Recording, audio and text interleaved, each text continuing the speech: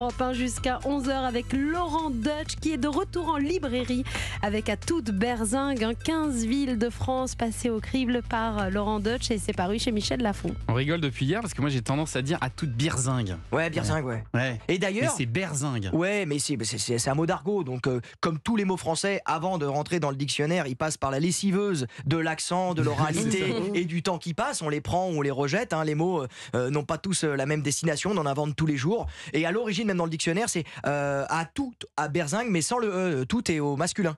Mais ça bouge, quoi, ça bouge. Ouais, ça. Le français adore ça, c'est un jeune chien fou mal coiffé. C'est à nous l'usage qui prime et non pas la règle. Allez Laurent, on va faire votre portrait sonore des petits sons qui devraient vous rappeler de grands moments de votre vie. Voici le premier. Allez, Nantes, jouer. Tous ensemble avec les jaunes et verts de la Bretagne, au nord de la Vendée. Virage Nord. Virage Loire, Virage c'est Bretagne. l'hymne de la Beaujoire. Allez Nantais. Club du FC Nantes. Parce qu'avant la comédie, avant l'histoire, il y avait le foot. À 12 ans, vous êtes recruté par le FC Nantes. Ouais. Et vous aviez un surnom à ce moment-là, le tampon du périph'. Ah bon?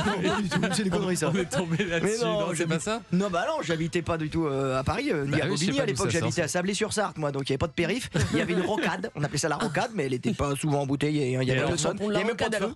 Et vous faisiez pas le poids, paraît-il, sur un stade. Vous avez donc été viré finalement. Ouais, non, mais parce qu'on est en 88-89. Je sais pas si vous vous rappelez le scandale du sang contaminé. Et il fallait que je prenne des hormones de croissance pour me déclencher ma puberté, parce que moi j'ai un record du monde de puberté tardive, 17 ans.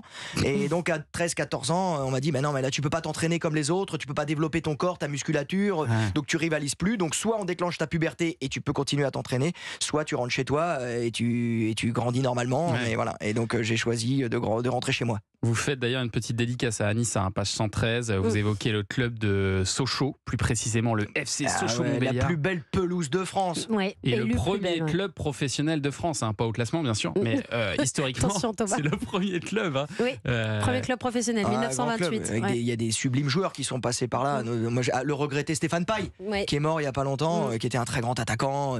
Moi, j'ai des copains maintenant aussi qui sont passés par Sochaux, comme Farouk Hadzibedzic.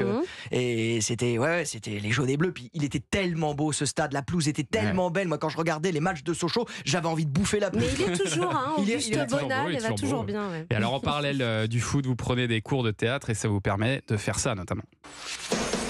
Je suis Tom. Et moi Julie. C'est nous les intrépides. C'est l'heure de notre émission quotidienne. Alors n'oublie pas, si t'as des soucis, besoin d'un ami, suffit d'un appel pour que tout devienne limpide. Avec les intrépides. Ça a créé des vocations. Les intrépides. On est en 92, là, vous êtes Tom. Je suis le papa de beaucoup d'animateurs radio aujourd'hui. C'est ça. On avait une radio clandestine et on résolvait des enquêtes en 24 heures plus vite que la Redoute. C'était deux petits ados qui réglaient le problème des ados. Paris, ça m'a fait aller à Montréal. J'ai habité à Montréal pendant un an. Ce qui était formidable parce qu'à l'époque j'habitais à Bobigny. Donc ça m'a un petit peu, j'adore Boboche, mais ça m'a élargi les horizons quand même. Et c'est surtout, j'ai découvert mon métier et ça m'a plus quitté, quoi, cette passion de faire le pitre devant la caméra parce qu'en plus on était payé, quoi. C'était génial. Et un petit peu plus tard, vous avez fait une apparition aussi là-dedans. Oh, salut les gars, c'est Laurent. Salut Laurent. T'es déjà rentré de vacances? Comme vous voyez, j'ai une pêche d'enfer. Il y a un client pour une piquette? Non, ça va, non, merci. Non, c'est pas le moment, Laurent. Oh là, vous en faites une tête? Il y a un problème ou quoi? Pas 3 problèmes. Et on peut savoir si c'est pas trop indiscret? La série Pour être libre, vous étiez aux côtés de To Be Free. Avec aussi Philippe Nicoli qui a cassé sa pipe aussi. Il commence à y avoir que des morts là. C'est quoi? Qu'est-ce qui m'arrive? Je suis en train de devenir Michel Galabru. Vous avez 22 ans à ce moment-là, vous venez de vous lancer dans la comédie. Comment vous atterrissez dans cette série des To Be Free? Par mon agent, un casting.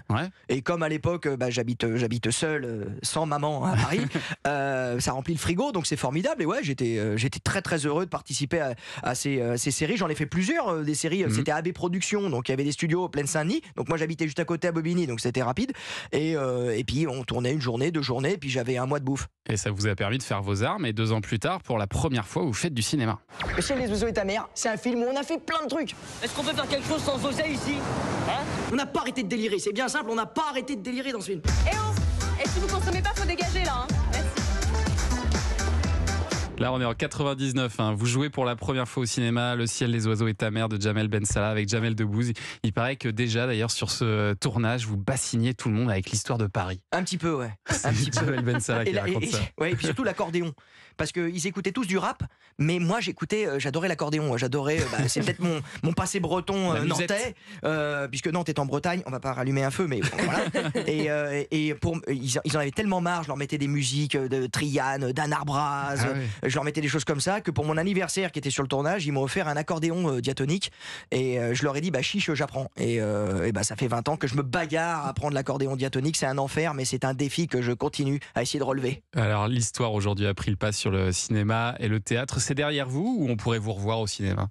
Oh moi je ferme pas les portes, mais c'est vrai qu'avec À toute berzingue, qui est quelque chose qui prend tout mon temps, puisque je tourne une chronique tous les 15 jours, ça m'emmène 4 jours en province, et puis le reste, l'autre semaine, je m'occupe quand même de mes enfants, j'ai 3 enfants et une vie de famille, qui est d'ailleurs mon plus beau rôle, d'être papa, mais voilà, c'est pas extensible, et ce qui est formidable avec À toute berzingue, c'est que je me réveille le matin, j'ouvre mes rideaux, je vois où il fait beau, et puis j'y vais. Alors qu'un tournage, on vous impose une date, vous êtes que l'élément d'une recette, alors que là, je suis maître des horloges, et il n'y a pas plus belle victoire que d'être maître des horloges, c'est la vraie victoire sur la vie.